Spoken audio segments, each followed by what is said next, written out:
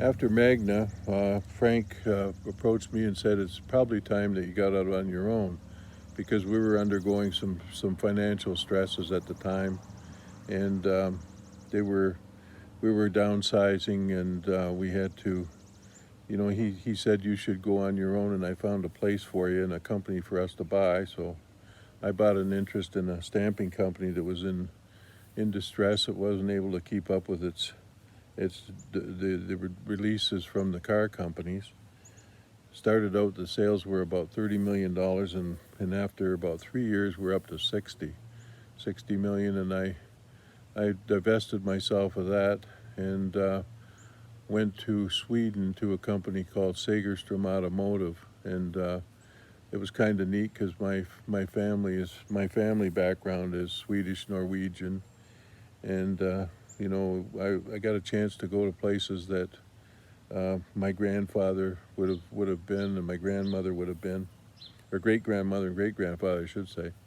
But Segerstrom was approximately 600 million a year in sales, and had probably 1,200 employees, I think, and we operated plants in Estonia and Belgium, and had plans for Poland. It was losing when I first went there. It was losing about 5 million Swedish kroner a quarter, which is a lot of money, and it had been doing that for about 15 years. But I was backed by General Motors and Volkswagen and Volvo, and all their customers wanted pooled the money together for me to operate the business. And we broke even after 2 quarters for the first time, and then it was no stopping us after that. I had the benefit of the automotive companies being with me and supporting me, and they didn't quibble too much about price increases. But I was able to divest myself of that from in I think it was 2007, and wanted to come home. My practice was six weeks in Stockholm and 2 weeks back here.